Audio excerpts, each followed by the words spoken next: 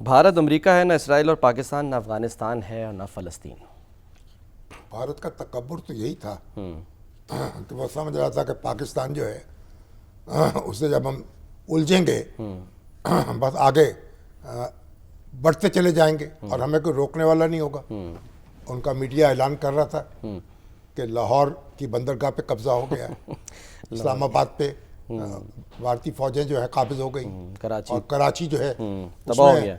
वो कह रहे थे उनके मेजर साहब, जनाब कराची में हमारी फौजें जो है सेना दाखिल हो गई है। सेना दाखिल हो गई है, और मजीद उनका हल्लाशेरी कर रहे थे, बढ़ते जाओ, आगे बढ़ो, काबू कर लो न्यूयॉर्क कराची। टाइम्स ने सर इस पे तफसीली रिपोर्ट दे दी है, उसने साफ झूठ जो है वो बता दिए इनके। तो अब उसके बाद जो उनके साथ हुआ, और 1965 में भी क्या हुआ, तो 1965 में उन्होंने ऐलान किया था कि आज शाम को हम जो ड्रिंक्स है ना वो जिम खाना में पियेंगे।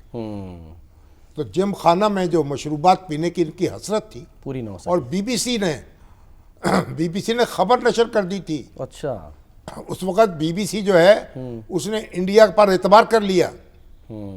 उस वक़्त इंडिया रेडियो जो था आकाशवाणी कहते थे उसको, आकाशवाणी। अच्छा और बीबीसी ने खबर नशर कर दी कि लाहौर पे कब्जा हो गया। अच्छा। बाद में फिर आज तक वो बीबीसी के माथे पर काला दाग है, बिल्कुल जो धुल नहीं रहा झूठ बोलने का। और अब तो उन्होंने अब जो रिकॉर्ड कायम किए हैं, अब तो खैर ना बीबीसी ने उनकी बात पे यकीन किया, ना वॉइस ऑफ अमेरिका ने किया, ना CNN ने किया, ना न्यूयॉर्क टाइम्स ने किया, ना वाशिंगटन पोस्ट ने किया, ना गार्डियन ने किया। किसी ने उनकी बात पे यकीन नहीं किया, लेकिन वो लगे रहे। उनका ख्याल था कि बस हम पाकिस्तान को फतह कर लेंगे, और पाकिस्तान ने उनके साथ वो किया जिससे वो बरसों याद रखेंगे और भुला नहीं पाएंगे। अभी लोग कहते हैं ना दोबारा हमला करेगा मोदी। हाँ जी, वो जारी है ना, वो कह रहे हैं ऑपरेशन सिंदूर तो जारी है। जारी है ना। हाँ। बरसों लगेंगे, अच्छा, बरसों लगेंगे सोचने के बारे में। अपनी डेफिशिएंसीज को पुर करते हुए। एक दिन का मामला नहीं है, कुछ आसान नहीं है इश्क करना, एक उम्र का रत जगह है। पाकिस्तान की जो बहादुर अफवाज हैं, पाकिस्तान के जो खलाबाज हैं, पाकिस्तान के जो अदारे ट्रेनिंग के, ये एक दिन में ये बरसों लगते हैं, बरसों। और ये जो मोदी को क्या जरूरत हो सकती है फौरी तौर पर इक़दाम करने की, उनको फैसला आज कर लेंगे तब भी पता नहीं कितना अरसा लग जाए, तब जरूरत कर सकेंगे, और मेरा ख्याल तब भी नहीं होगी। और DGISPR ने कहा है ना कि पानी बंद करेंगे तो उनके साथ वो सलूक करेंगे जो याद रखा जाएगा और सदियों याद रखा उन्होंने जाएगा। लफ्ज यूज किया ब्रूटल, यानी जवाब जो फिर वो वो वहशियाना देंगे होगा। और आप तसव्वुर नहीं कर सकते जिसका। और ये अलबत्ता जो उन्होंने ये बात की ना कि 3 फरीक हैं। हाँ जी, ये सर मैं इस पे आया था, चीन की जो उन्होंने बात की है, क्योंकि देखें, दायरे दौरा भी है जो साहब साहब का। कश्मीर है ना, जम्मू कश्मीर, ये 2 मुल्कों के दरमियान इसका तनाज़ा है, ठीक है, पाकिस्तान और इंडिया। बिल्कुल ठीक है। जम्मू और कश्मीर के अवाम को ये फैसला करना है कि उन्हें किस मुल्क के साथ जाना है। ठीक है, अक़वाम मुत्तहिदा की करारदादों में भी यही लिखा हुआ है, सही। और जो हमारा 3 जून का प्लान है आज़ादी का, उसमें भी यही लिखा हुआ है। अच्छा, जो देसी रियासतें थी उनको किसी एक का चुनाव करना था, 550 के करीब। हिंदुस्तान या पाकिस्तान। उसमें चीन नहीं है, यानी ये तय नहीं करना कि चीन के साथ जाना है। चीन के साथ सरहद मिलती है। देखिए, पाकिस्तान और चीन जो हमसाए हैं ना, वो गिलगित बल्तिस्तान की सरहद मिलती है चीन से। जी हाँ, और उस वजह से चीन हमारा हमसाया है। बिल्कुल। और गिलगित और बल्तिस्तान के लोग जो थे, उन्होंने कश्मीर के महाराजा के खिलाफ बगावत कर दी थी, सही, और पाकिस्तान से मिलने का ऐलान कर दिया था। ठीक। लेकिन बहरहाल अब हम उसको कश्मीर का रेफरेंडम में वो लोग भी हिस्सा लेंगे। तो एक तो हमने तो सेटल कर लिया, वो चीन के साथ 1963 में हमने अपनी सरहद तय कर ली, और हमारे उसके दरमियान कोई सरहदी झगड़ा नहीं है। ठीक है, मामला निपटा अच्छा, लिया। एक ठीक है, सरहद ये लगती है उधर लद्दाख के पास जाके, फिर इंडिया जो है, जिसे अरुणाचल प्रदेश कह रहे हैं, वो जो इलाका है जंगनान का जिसको कह रहे हैं, हाँ। जंगयान जिसे कहते हैं, उस इलाका जो वो कश्मीर का वो हिस्सा भी है उधर जहाँ के इंडिया और चाइना की सरहदें मिलती, लद्दाख से, तो वहाँ वो हमसाया हो जाता है।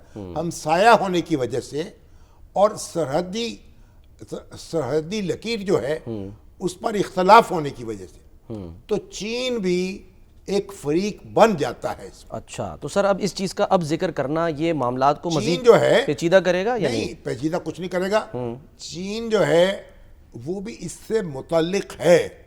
अच्छा। लेकिन कश्मीर के लोगों को, अब चीन जो है कश्मीर के लोगों को जब वीज़ा जारी करता है, जो हिंदुस्तानी पासपोर्ट पर जो होता है उनके पास मकबूजा कश्मीर के लोग जो वीज़ा जो होता है, तो चीन उस वीज़े पर, उस पासपोर्ट पे ठप्पा नहीं लगाता, सही, उसको स्टिकर भी नहीं लगाता, कुछ नहीं, क्या कहते हैं स्टेपल्ड वीज़ा जो है, हाँ जी, वो देता है। सही।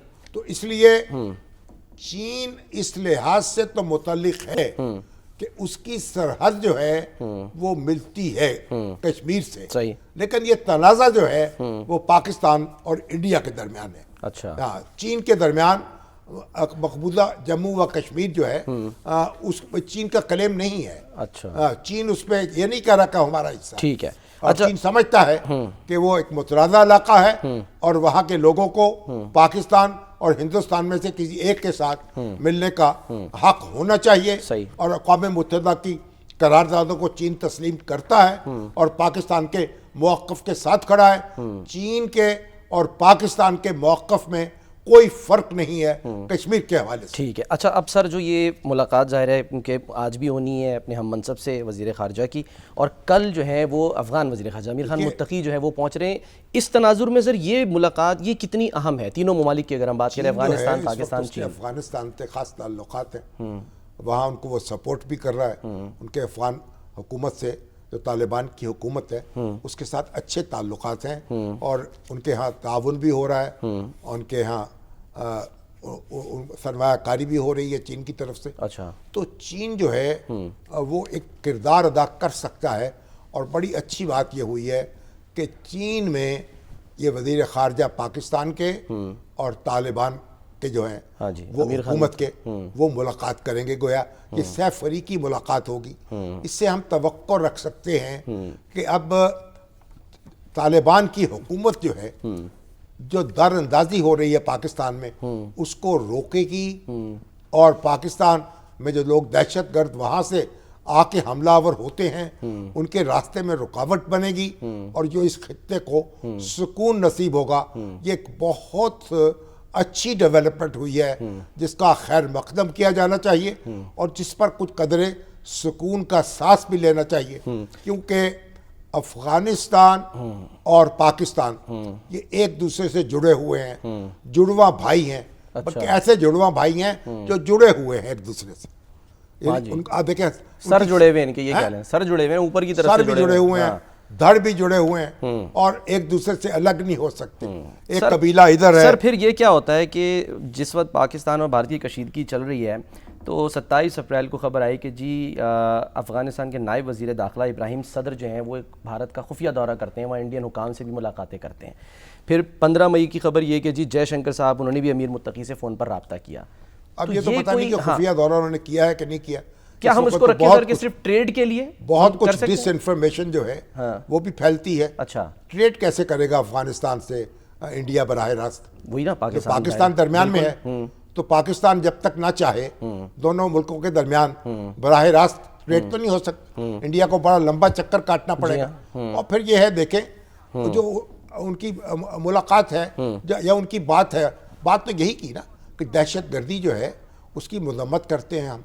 जो पहलगाम का वाक़या है उसकी तो हमने भी मजम्मत की है, तो हमें उसमें बहुत ज़्यादा मानी नहीं निकालने चाहिए। सही है। हाँ, उनको एक तालिबान की हुकूमत को अपनी जिम्मेदारी का एहसास करना चाहिए और ये जो मुलाकात हो रही है ये खुश आइंद है और इससे अच्छी उम्मीदें वाबस्ता की जा सकती हैं।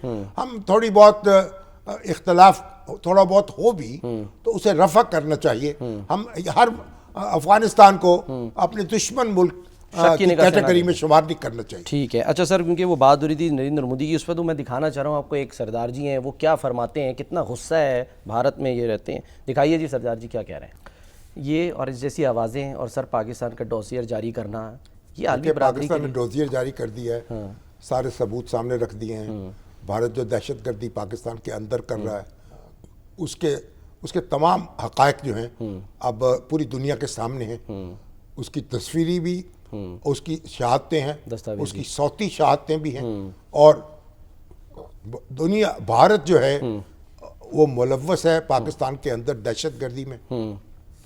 और जहाँ तक भारत का अपना रिकॉर्ड है, और वो तो आप देखें, इससे पहले जितनी भी वारदातें हुई हैं उसमें भारत जो है वो अपना हाथ में हाथ साफ नहीं है उसके। और भारत तो अगर देखें ना, जब कनाडा में वो सिख रहनुमा मरवा रहा है, अमेरिका में हमले करा रहा है, पाकिस्तान के अंदर टारगेट किलिंग करा रहा है, सही है। तो उसके हाथ साफ कैसे हो सकते हैं? सर मेरा पॉइंट ये है कि जब ये इस तरह की आवाज़ें आ रही हैं तो ऐसे में एक नहीं, आवाज़ मोदी- वो उनकी भी आती है ना सर, जावेद अख्तर साहब की। वो कह रहे हैं कि जी मुझे ऑप्शन मिले जहन्नुम और पाकिस्तान की, तो मैं जहन्नुम जो है ना वो कबूल कर तो वो लूँगा। जहन्नुम में तो रह रहे हैं ना, वो कबूल कर लिया उन्होंने। वो तो है, कबूल तो हो गया उनका, वो जहन्नुम में रह रहे हैं। देखिए, जो भारतीय मुसलमान है ना, मुझे उनकी मजबूरियों का एहसास है। अच्छा, मैं उनसे ज़्यादा नहीं उलझता। ठीक है। देखिए, उनको यहाँ वो आते हैं, हम उनको सराकों पे ठीक बैठाते है, हैं, ब्रेक लेनी है सर। और उनकी शेर सुनते हैं, सही। उनको दाद देते हैं। उनको भी चाहिए कदमों में भाई बैठते इतना हद से ना बढ़े, वफादारी अपनी रियासत से रखें, ठीक है। लेकिन ज़रा हद के अंदर रहें। ठीक है। और सर हमें भी हद के अंदर रहना है, पर ब्रेक का मैं- टाइम हो गया सर। मैं उनके बारे में मैं अज़हार अफसोस कर सकता हूँ, ठीक है। या अज़हार हमदर्दी कर सकता हूँ उनसे। ये ज़्यादा ठीक है। उन्होंने कोई दिल से बात नहीं की होगी, दिल अच्छा। पे पत्थर रख के कहा। चलिए अगली दफ़ा आएंगे तो पूछ लेंगे सर दिल से की नहीं की। एक ब्रेक लेते हैं, ब्रेक के बाद वापस आते हैं।